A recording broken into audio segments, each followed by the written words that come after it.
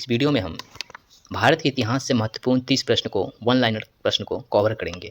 इससे पहले हमारे चैनल को लाइक सब्सक्राइब शेयर जरूर कर दें। तो चलिए प्रश्न संख्या 1 की ओर चलते हैं, जो सभी प्रश्न बहुत ही महत्वपूर्ण सभी परीक्षाओं के लिए उपयोगी हो। तो प्रश्न संख्या 1 है, इतिहास शब्द की उत्पत्ति किस भाषा से हुई? तो इतिहास शब्द की उत्पत्ति संस्कृत भाषा से हुआ था। संस्कृत भाषा से इतिहास शब्द का उत्पत्ति हुआ था।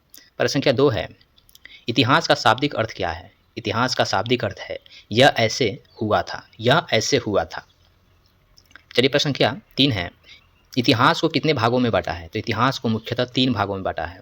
एक में है प्राचीन, मध्यकालीन और आधुनिक भाग, आधुनिक इतिहास। प्रश्न है 4, इतिहास की जानकारी के मुख्य स्रोत कौन से हैं? इतिहास की जानकारी का मुख्य स्रोत पूरा लेख, अभिलेख, सिक्के और साहित्य हैं।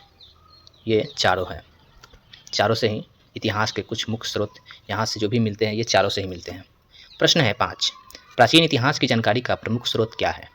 प्राचीन इतिहास का जानकारी का प्रमुख स्रोत जो है पुरातात्विक साक्ष्य है, पुरातात्विक साक्ष्य।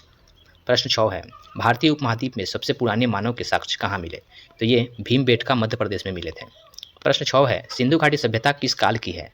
तो सिंधु घाटी सभ्यता कांस्य युग की है। प्रश्न है 8, वैदिक सभ्यता का मुख्य ग्रंथ कौन सा है? तो वैदिक सभ्यता ऋग्वेद से है।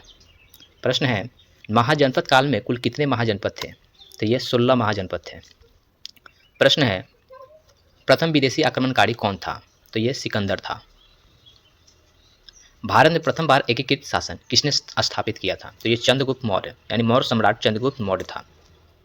प्रश्न है, मौर्य वंश का सबसे प्रसिद्ध सम्राट कौन था? तो ये अशोक था। प्रश्न है, अशोक ने किस युद्ध के बाद बौद्ध धर्म अपनाया था? तो ये कलिंग युद्ध के बाद बौद्ध धर्म अपना लिया था। प्रश्न है, गुप्त वंश का संस्थापक कौन था? तो ये श्रीगुप्त था। प्रश्न है, गुप्त काल को किस नाम से जाना जाता है? तो भारत का स्वर्ण युग कहा जाता है। प्रश्न है, हर्षवर्धन किस वंश से संबंधित था? तो ये पुष्यभूति वंश से था, पुष्यभूति वंश। भारत में इस्लामी शासक की शुरुआत कब से हुई? तो ये 12वीं शताब्दी से इस्लामी शासक शुरुआत हो चुका है भारत में। प्रश्न है, दिल्ली सल्तनत की स्थापना किसने की थी? तो ये कुतुबुद्दीन ऐबक ने किया था, कुतुबुद्दीन ऐबक। प्रश्न है, मुगल साम्राज्य की स्थापना किसने की थी? तो ये बाबर ने किया था, बाबर। अकबर का शासनकाल किस कारण प्रसिद्ध था? तो ये धार्मिक सहिष्णुता और प्रशासनिक सुधारों के लिए प्रसिद्ध था। प्रश्न संख्या है, औरंगजेब के बाद मुगल साम्राज्य का क्या हुआ? तो मुगल साम्राज्य का पतन शुरू हो गया था। औरंगजेब जो था 1707 के बाद जो है जैसे मृत्यु हुआ उसके बाद जो है मुगल साम्राज्य का पतन स्टार्ट हो चुका था। प्रश्न संख्या 22 है, भारत में अंग्रेजों की पहली लड़ाई किससे हुई थी? तो यह प्लासी का युद्ध 1757 में सिराजुद्दौला से हुआ था। प्लासी का लड़ाई जो था 1757 में सिराजुद्दौला से हुआ था। प्रश्न है, 1857 की क्रांति को क्या कहा जाता है? तो भारत का प्रथम स्वतंत्रता संग्राम कहा जाता है। प्रश्न संख्या है, भारतीय राष्ट्रीय कांग्रेस की स्थापना कब हुआ था? तो 1885 में हुआ था। प्रश्न है, सुभाष चंद्र बोस ने किस सेना का गठन किया? तो आज़ाद हिंद फौज का सुभाष चंद्र बोस ने गठन किया था। प्रश्न 26 है, भारत छोड़ो आंदोलन कब शुरू हुआ था? तो ये 1942 में हुआ था। प्रश्न है, महात्मा गांधी ने किस आंदोलन से स्वतंत्रता संग्राम की शुरुआत की? तो ये चंपारण आंदोलन से था।